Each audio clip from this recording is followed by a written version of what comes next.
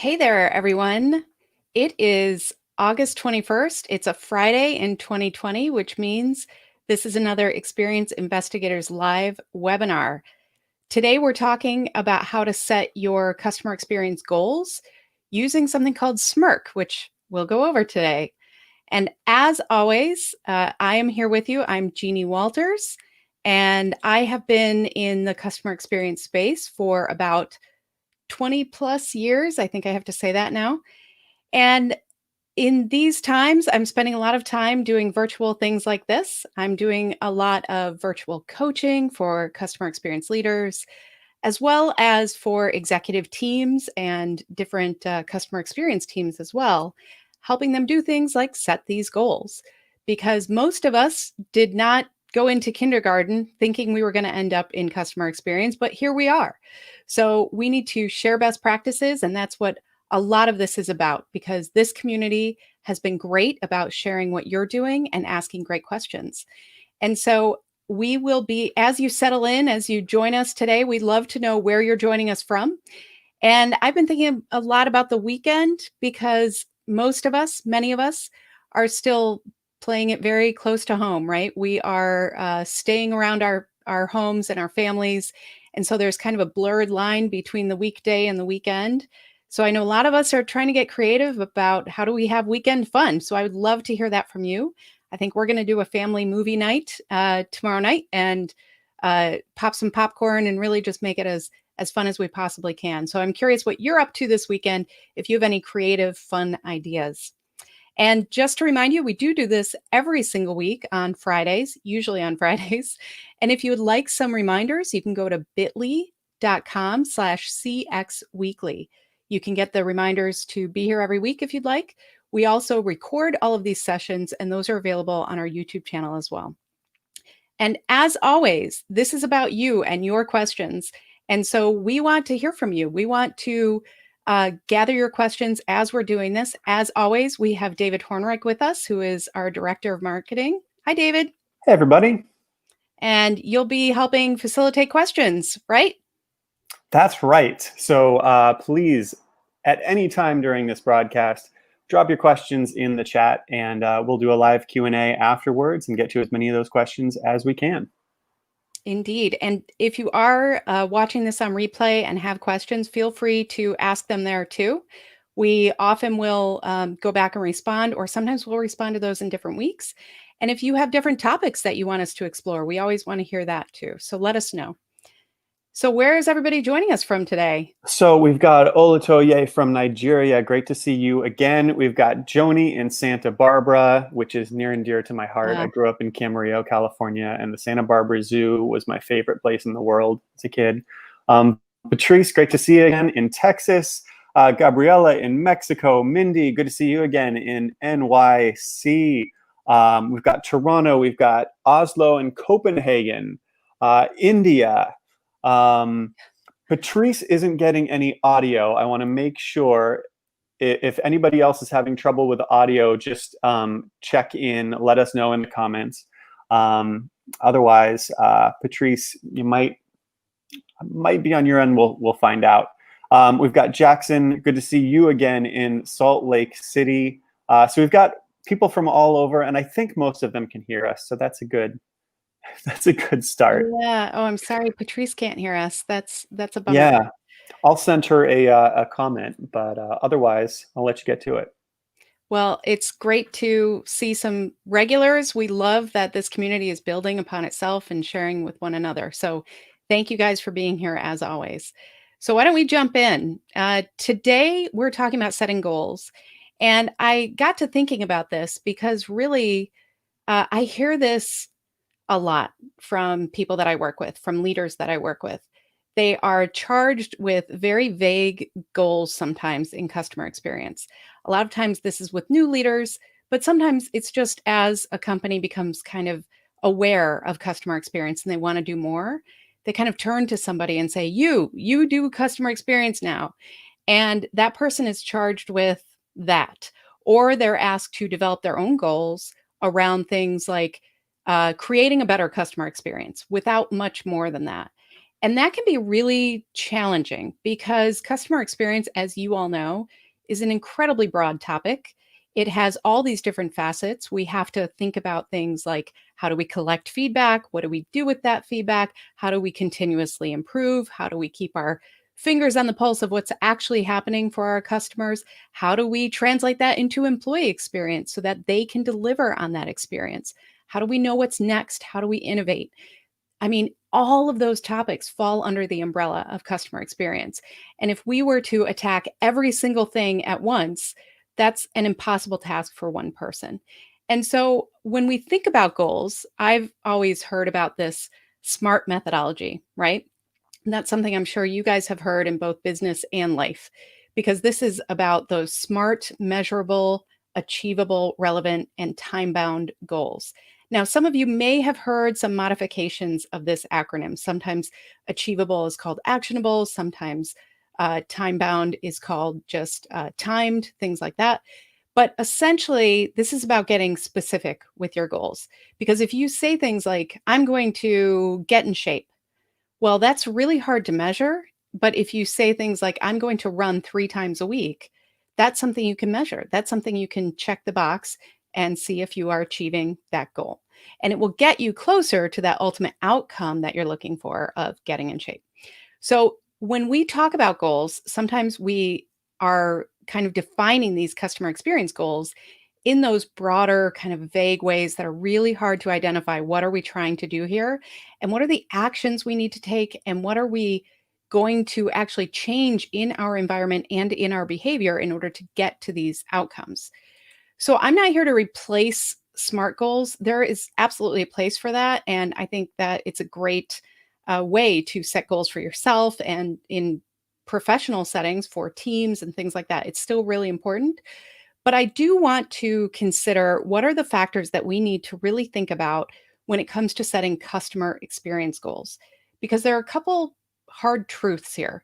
One is that when we are asked to set customer experience goals, sometimes we're not the ones who are totally in charge of the business. We are part of a larger organization. We are working with an executive team. We have CEOs to please. We have CFOs to please, all of those things. And the other hard truth is that, sometimes it's easy to say, we're going to increase NPS, or we're going to make sure our customers are more satisfied. And we think we're done with a goal. But in order for customer experience leaders to succeed, we need to think about this a little differently. Many of you are familiar with the Forrester report that came out that said 1 in 4 CX leaders will lose their job in the next year or so. And the reason is because there's been this constant battle about proving the worth of customer experience. And some of that is simply because it's not set up for success. So, what I am hoping to do here is introduce you to something that helps us think about goals differently, specifically around CX. And this is called SMIRC goals. And you can see I either can't spell or this is just a fitting acronym. But I really like this because it's about something that we can remember, that we can aim towards, that we can really make sure we are delivering. So that SMIRC stands for social, measurable, inspiring, relevant, and contextual. Excuse me. And when we talk about these, this is something you can literally check off. You can say, is this goal meeting all of these SMIRC requirements? Because if you go to your executive team, if you go to your CEO and you say, well, customer experience is great, it's super important. We need to, have our customers happier because they're going to refer more and they're going to be more loyal. Sometimes they hear that as, you know what, that sounds nice, but it's not a must. And that's what's happening. And I think we really need to set up for success. So I'm hoping this will help you do that. So let's dive in. The first one, if we look at SMARC, is social. And what I mean by social is that we need to create goals and outcomes. We need to define those outcomes so that everybody in the organization, especially across leadership, they understand how that will benefit the entire organizational goals. So if you have a vision at the corporate level, if you have specific goals and outcomes that your organization is looking to achieve in the next 12 or 18 months or 5-year plan or anything like that, your CX goals have to be tied to that in some way. Because otherwise, everybody can hear, yeah, be nice to customers, but if it's not driving the organizational goals forward, then it's not really going to work for you. And so cross-departmental, cross-functional leadership is super important here. And what you hope is that those cross-functional leaders will understand that, you know what, if we all work together on this, if we all own the customer experience and you're really driving these goals and these outcomes, then we all win as an organization. And hopefully, those leaders then share that knowledge and wisdom with their teams. They make sure that everybody understands that customer experience is part of everybody succeeding, of the entire organization moving forward and meeting the goals and outcomes that everybody wants to achieve. So that's the first one. The next one is measurable. It's the same M and it stands for the same thing as SMART goals because it's a good one. We need to make sure that we have things that we can measure. Now, again, this can be really challenging, especially if you're just starting a CX program. I've heard people say, well, we don't have surveys, we don't have data. What do we do here? Well, you start with what you can measure. Maybe one of the outcomes is setting up a survey system, is setting up a voice of the customer program. Maybe that's the measurable goal that you can put out there and say, by setting this up, it will help us gather the insights we need in order to achieve these goals. So again, you want to tie everything back to those success outcomes. So that's one way to measure. Another is looking at what you already have, if you do have those metrics and insights. So maybe you know that your NPS isn't where it should be, your net promoter score. And when you look at where you compare with the rest of the industry, you see that you have a long way to go. Well, saying, let's snap our fingers and improve NPS by 25%, that's not really realistic. What is realistic is saying we are going to achieve, incremental improvements between X date and Y date, or by saying, you know what, we are going to have more promoters in the next 6 months, but something that you can really look at and you can put a stake in the ground and measure.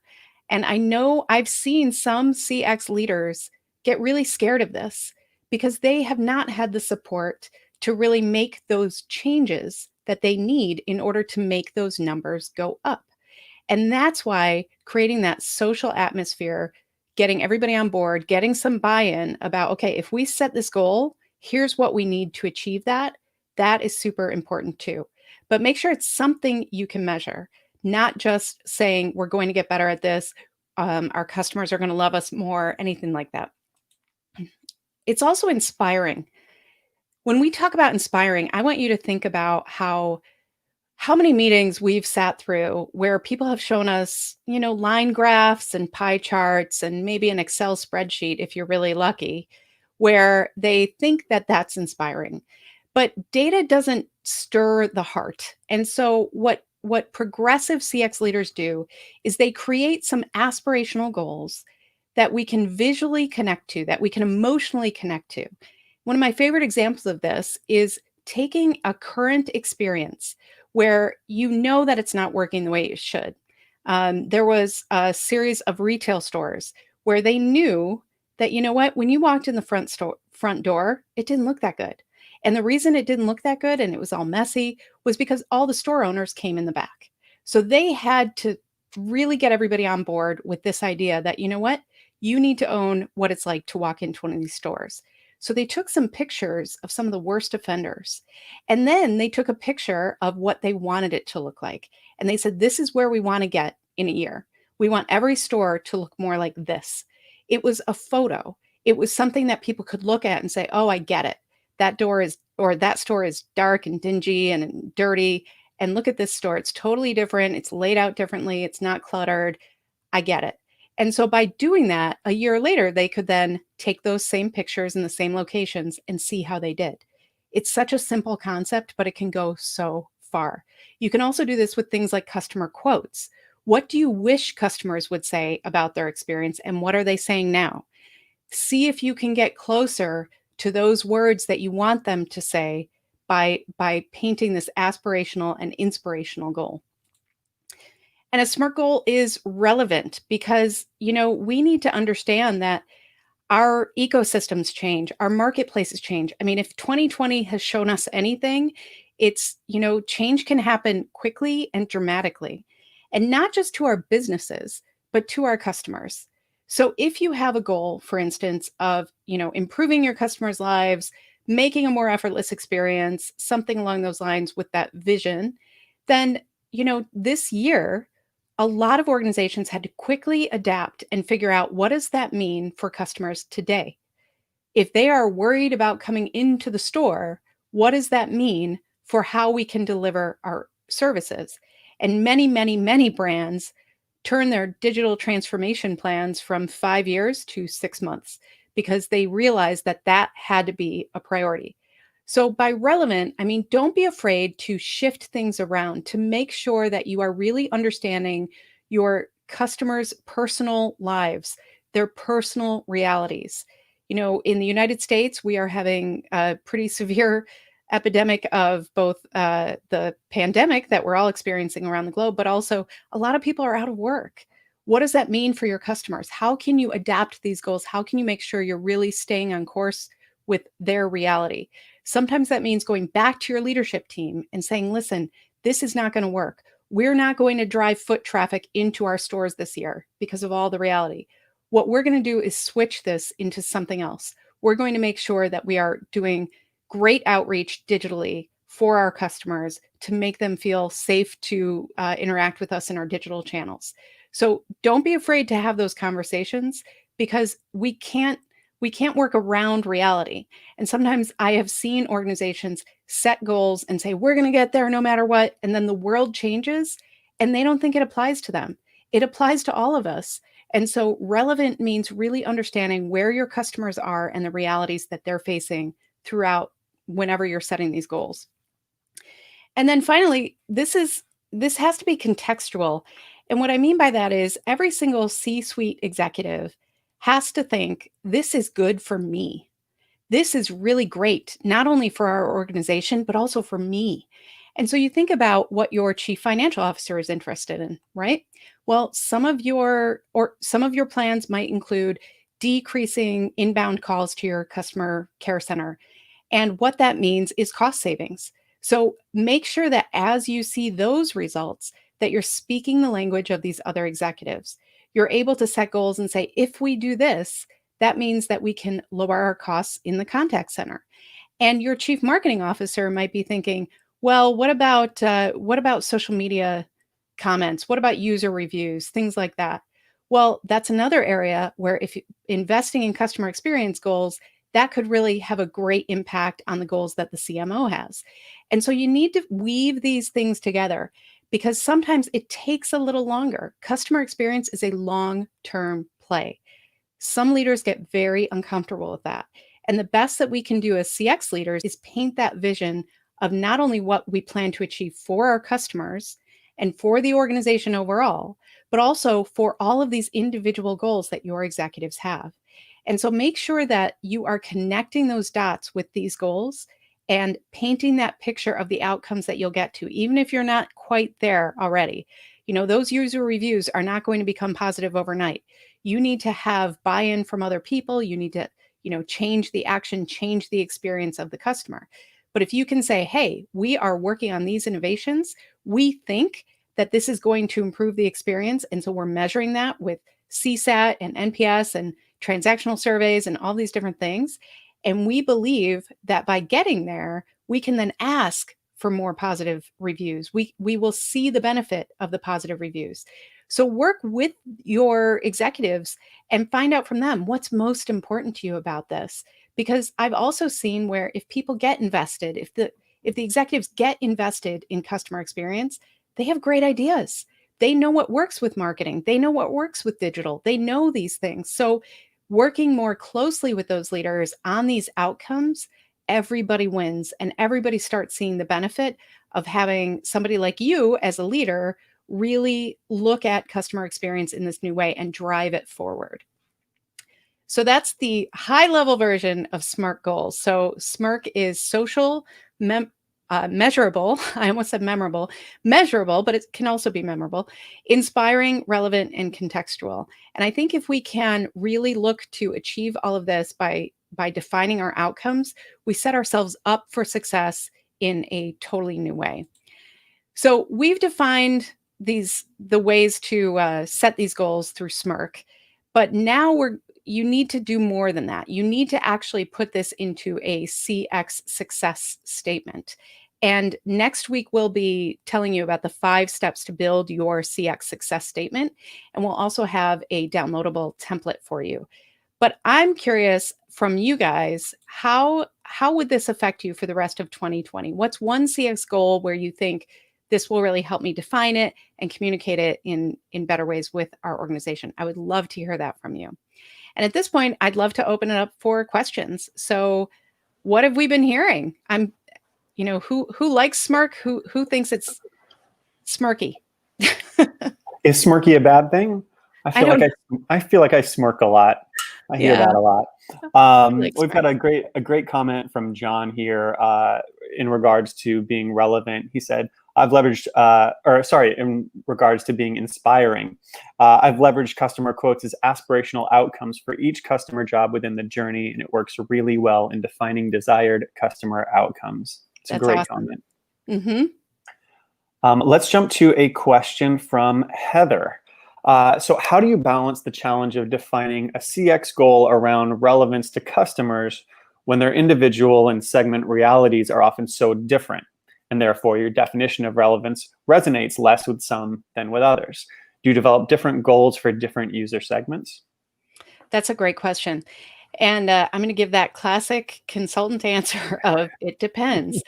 It depends on how far you are along your kind of CX maturity journey as an organization, because I have seen a lot of organizations try to kind of boil the ocean when they're first getting used to this whole idea of customer experience, when they're first assigning some accountability around customer experience, and they try to do everything for everyone. And that's just really hard.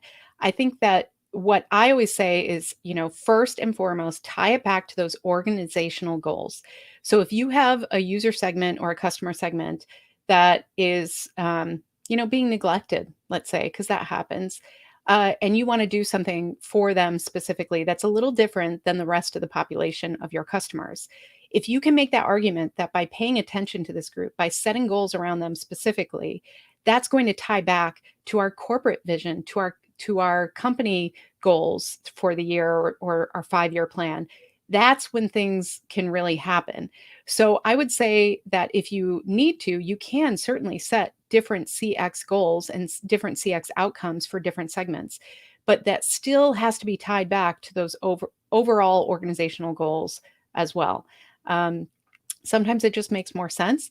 I've also seen where people take out certain segments of overall goals. So maybe there's one segment that really has a problem, and you know why, and they're always the lowest on the NPS scale and everything. So maybe you want to take that out and say, we're going to tackle those people a little differently. We're going to tackle their experience a little differently, and we're going to set slightly different goals around what we're trying to do than the rest of the population. So, a good example of this in financial services, I mean, when you are dealing with property and casualty insurance and there's a hurricane, those people are going to have a totally different experience, totally different expectations.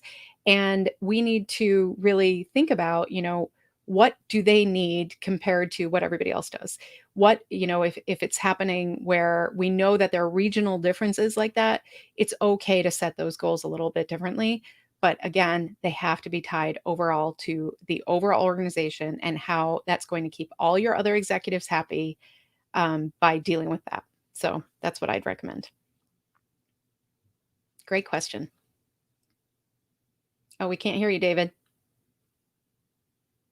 Oh, I was the guy who ended up being muted. Who's got the video call bingo card? We had to say, seriously, we had to say you were muted. I think this is the first call this week, the first video call that I've done that all week. I almost made it. We've got a comment here from Lewis on YouTube. So Heather, I'm not sure you can see it on LinkedIn, but I wanted to highlight it here. He says, I would suggest segmenting customers and creating personas. And of course, that's simple advice, but great advice. There's a reason that it's such good advice. And, Jeannie actually talked about that in a recent webinar on 5 ways to better know your customers. So if you haven't seen that one yet, Heather, I think you might have been there for that one. In I know fact, you're she's. on a lot of these. I But if love you I haven't love the seen that, regulars. This is yeah, fantastic. yeah, that's a great place. Heather had actually also earlier asked, where can we go and find all of these previous videos? And so while Jeannie, you were talking, I actually went and created a little short URL here because we do have a lot of these past webinars, and it's not always easy to find them on LinkedIn. So here's where you can go and you can find the complete archive if you've missed any of these in the past and want to catch up. Great. So Heather, thank you for the question, and thank you for prompting me to create that thing that's going to be helpful to a lot of folks. So here is a question from LinkedIn that I'll peek up from above. We often hear that cross-functional understanding and or C-level buy-in is key. As you said, we hope and cross our fingers for that to take place. Can you give us some insights or stories where this has absolutely not been in place, perhaps even actively adversarial to the CX initiatives proposed? And do you have success stories or methods you've seen particularly fruitful? Another great question. And Yeah. I feel your pain. Let me say that, because this is a challenge. This is a big challenge. And I think, we have to view our leadership in organizations sometimes as communicators just as much as, leading our CX initiatives. And part of that is communicating what this means throughout the organization in almost an obnoxious, repetitive way. And I mean that in the best way, because it takes a while for people to understand this. I have seen this where I was actually the person who had to walk into the executive team and explain to them why I felt like they should do more around customer experience. They had checked the box. They had done one big thing. They had a town hall meeting and they basically said, we're customer centric now. Yay. And then they kind of moved on. And their CX leader and I worked together to create um, a reality check. And what we did was we asked for time with the executive team, and we literally showed some of the things that were happening in the customer experience that at the time they were just not accepting. They were not really believing. And one of them was about the emails that they were sending out to all of their customers. They thought it was working one way. We were able to show them that they were actually, it was kind of a mess. People were getting duplicates. People were getting really frustrated because there was no way to reply to these emails. It was not really serving them. And we were able to show that, sometimes you think you get it from the inside. You think your processes are working, but they're not working for the customer. And so what's happening is we're losing customers we don't need to lose. We are losing prospects who are engaged in the journey, who we don't need to lose. And so by kind of opening their eyes to that, then we were able to take the next step and work with the different leaders individually and say, you know what? We really need your support on this, because we're not in charge of the email, right? We're not the ones who send that out. We're not the ones who are responsible for the technology behind it. So we need those leaders to work together in order to achieve this. And the other thing I'll say here is that once we were able to fix that problem, we then were able to celebrate the people who fixed it. Because sometimes as CX leaders, we do kind of get caught up in what's the next thing, what's the next thing, what's the next thing. This could be a 24/7 job, right? There's always something to fix. And so if we delegate or work with or partner with another leader who can help us achieve those outcomes, and then we don't really recognize them when it's actually achieved, that doesn't help either. So we need to kind of create this communication pattern of getting people on board and educated, working with them to help solve the issues we need to solve, to innovate around those things, and then celebrating their success, making sure that they understand that they had a huge role in actually improving the customer experience. How cool is that? And since we had already established that by fixing this one problem, we thought we could keep more customers and keep more prospects engaged in their journey, we were able to go back and look and say, hey, isn't this interesting? Once we solved this problem, Look at how those numbers maintained and then started increasing throughout the months. Look at how we didn't have the churn that we had had in previous months. That's all because of this team, the email team and the digital team. Thank you so much. And I think that's a piece that sometimes we overlook as well. So I think that it's not easy sometimes. There is sometimes an adversarial relationship. And a lot of times that negativity comes from not understanding that our success is their success and vice versa. And that's where if we can connect those dots, if we can let people know, you know what, by doing this well, we'll all get a bonus. Sometimes it's about that. Sometimes it's about if we achieve these things, we think this will lead us to those outcomes that we have as an organization, and it's going to make all of our jobs easier. I've even done this with like HR, where they don't understand that they have a role in employee experience, and we're trying to do these different things and get them to improve CX training, for instance. Well, by saying, you know what, if we do this well and we achieve more in an employee experience perspective, guess what becomes a lot easier? Recruitment, employee retention, all of those things that they care about. And so that's where I think we need to build those bridges, is about the outcomes and the goals, and really the idea that we're all in this together and that we are rooting each other on. We are cheering each other on, and not just on behalf of our organization, but also because it's the right thing to do for our customers. And sometimes we don't talk about that enough too. We need to keep reminding people, hey, how do we show up for our customers? We need to show up for each other that way. We need to make sure that we are giving each other the benefit of the doubt, that we are doing what we can to really provide the best experience for our customers, because it's the right thing to do as well. And the more that we can get people to internalize that, then you start seeing real organizational change and cooperation and collaboration and success. And that's what we're all looking for. But I know it's hard. I don't want to minimize that because it can be really challenging. Love it. We've got a comment here from Brian with a great example as well. He says, I had care agents sit down with our UI and UX leads and explain how customers get confused. And by doing that, they were able to have better digital containment and fewer calls. So Awesome. goals, That's a great supporting example. goals. It's a beautiful thing. Mm-hmm. Let's run to a question from email. So this question asks, all of the feedback we have is quantitative. Are there easy ways to turn that into a story that can be inspirational without just making up a narrative to match the numbers? Yeah, well, I always like to think that there are more ways to get qualitative, right? Like there are usually ways that customers talk to us, even if it's not formal. So if you can look for those qualitative messages, things like what do they say on social media? What do they say directly to your contact center agents? Find out, sit down with them and find out what are the stories you're hearing from customers. And then tying that back to what you're seeing in the quantitative data can really tell a great story. So if you've heard from contact center agents that, you know what, people are confused about these digital channels, they don't understand.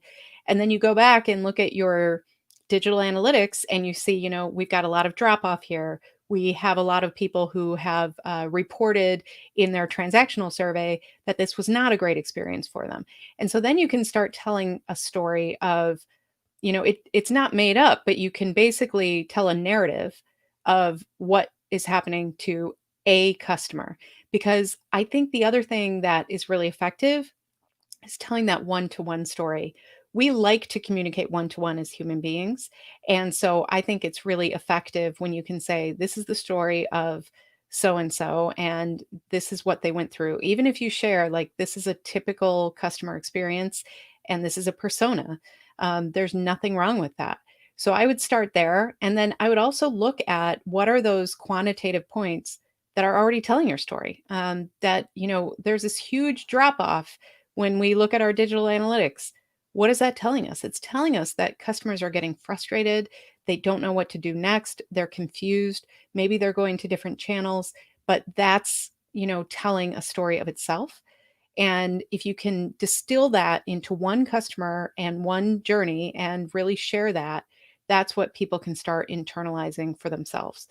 I've also seen this done with things like, you can just call. You can just pick up the phone and call a customer and say, we saw that you reported a really negative experience and you gave us your contact information to follow up. I want to hear your story, and just let them tell you.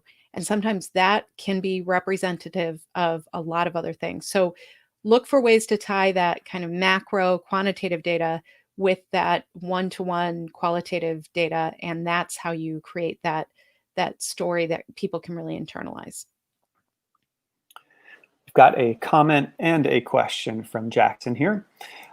So first of all, the comment, buy-in is extremely important, and I agree. SMIRC really showcases the approach and language for C-suite personnel to engage further. Thanks, I'm Jackson. biased, but I agree. And then he asks, do you have any advice for the early stages of CX in a company when there's a lot of mapping and relationship development taking place and taking time before you can really begin improving the experience? It almost feels as if there's no data or no context to work with. Yeah, great question. I think, when we're beginning on the kind of CX journey as an organization, a lot of what I see is that we kind of start with the tactics before the strategy. So you mentioned mapping. A lot of organizations say, like, we're going to do journey maps and we're going to learn about our customers, but they haven't yet defined what they're going to do with this, what the strategy actually is. And that's why I think taking a step back and thinking about, okay, what are the goals that we have around this? What are the ultimate outcomes? I totally hear you on the time. I think that's a really, really important point. This takes time. And so that's why when I mentioned the measurable component, sometimes that's not about the specific data outcomes or metrics. It's about what steps are we taking to get closer to these outcomes.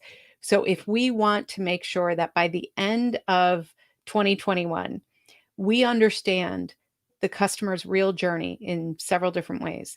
Maybe the outcome is we will be mapping this persona, that persona, this persona, and then we'll also be, creating a customer advisory board by the end of the year. Those are still measurable outcomes. And so figuring out what is it you can actually measure is super important there. And yet tying that back again to saying, by understanding our customer journeys, the next steps will be making sure that we can improve how they feel about our company, which we believe will improve renewal rates or will improve referral rates or will increase customer lifetime value. So, painting that picture of where you'll ultimately get to with the organizational goals in mind, that can be very helpful. But I think you do have to spend some time preparing everybody that, what, this first phase is about understanding. We have not spent the time, lay it on the table, say, we have not spent the time we need. We do not have the tools we need in order to improve the customer experience effectively. So we're going to do this right. And in order to do this right, the first step is understanding who our customers are and what the experience is that they're having and what expectations they have that we're not delivering on. So we will be setting up a voice of the customer program. We will be developing some personas. We will be doing these journey maps in order to understand who our customers are, what their expectations are, and what their experience is today. And then you can say the next phase will be really responding to that, making sure that we have a sustainable voice of the customer program that then we can turn into actions that will, we will create a prioritization matrix or program around the innovations and improvements that we need to make, and a cross-functional leadership team that will help us make those improvements. So those types of steps we have to develop, but we have to tie it back to that overall strategy. And I think sometimes we often jump into the tactics because we know it's the right thing to do and we think we feel good about that. But if we're not constantly tying it back to the bigger strategy and the bigger outcomes, it's very easy to be dismissed. It's very easy for other leaders to think, that's nice. We have a journey map. Great. And then they kind of go about their business. We need to constantly engage and tell them, here's what we're learning. Here's what's next. And any quick win you can get is super important. So as you're developing those journey maps, if you see something where you think, oh my gosh, this would be so easy to fix, it would have a dramatic impact. I mean, sometimes we do this. You know, I know some people think this is blasphemous, but sometimes we do this without much data. Sometimes we can look at something and think, what? That's terrible. We shouldn't be treating people that way. If you can get other leaders on board with that, you can fix it. And then you can report back and say, we fixed this thing. And right away, we were able to increase conversions. We were able to increase the number of people who stayed on our website longer, anything like that. So quick wins can be very effective in kind of keeping everybody's appetite for CX engaged, because otherwise they might think this is taking forever. I've done market research before and it doesn't take this long. I've heard that. And, so, that's true. But you also understood from the beginning what you were researching. We're in the beginning of CX, sometimes we need to really build that foundation. And so that's what I would do, is tie every single step to that bigger outcome, but also be really clear on each step is getting us closer to those outcomes. I want to highlight a comment from Heather. I think this is really interesting when working with vendors. She says, I like to mirror the CX with our vendors to demonstrate what we need them to pay forward for our end customers to optimize the experience with us. So when our vendor is confused or overwhelmed, I remind them of these moments and work through what they feel they need to demonstrate and what happens with the end customers. I think that that's a Love that.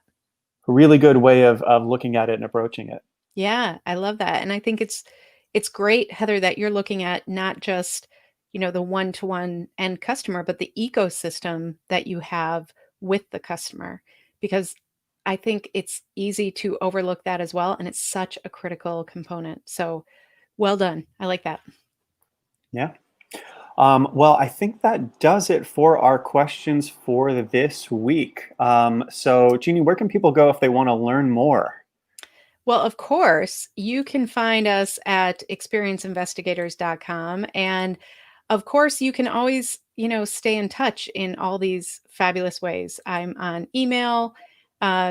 We are, on Twitter and LinkedIn and all of that. And I've heard from a lot of you through my LinkedIn learning courses. There are 4 courses out there on creating a positive customer experience: intro to journey mapping, service blueprinting, and a case study, journey mapping in action.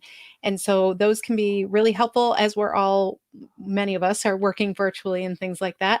And those are available to you 30 days free. If you don't have a LinkedIn Learning account, you can follow this link and sign up there.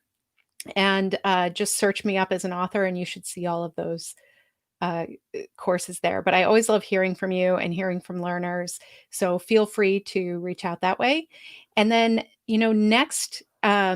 next week, we are talking about how to turn these SMIRC goals into a 5-step process for setting up a CX success statement. And we'll have a downloadable worksheet for you so that you can really start putting this together for your own organizations and teams. And I am always happy to discuss, we do offer virtual coaching and leadership team workshops and things like that. So if you have any questions about that, feel free to reach out as well. But until then, you guys always deliver. You always have amazing questions. I love watching the conversation back and forth that you have in the comments as well, because you all support one another. And I just want to thank you personally for that, because we're all in this together, aren't we? We are all in this together. And of course, we are always looking for continued feedback from you. So feel free to let us know what you thought about this webinar or other webinars. We also love to hear about the topics that you want to hear from. That's how we develop a lot of this content. And so if you have something specific that you'd like us to cover in one of these webinars, feel free to let us know. And just keep on doing what you're doing. You guys are fighting the good fight for your customers. And I recognize that it's heavy lifting, it's hard work. And in order to do this well, your heart has to be in the right place. And by showing up today, you're proving that not only is your heart in the right place, but you are putting in the work. You are doing it. So I just want to encourage you to keep doing that, because it means so much to really see this happen. The mission of my company is to create fewer ruined days for customers because I really believe that makes a better world for all of us. And so by being here, by sharing your insights, by asking your questions, you are helping us live that mission every day. So I really appreciate it. So until next week, again, have a great weekend, have a great week, and thank you as always for being here. Take care, everybody.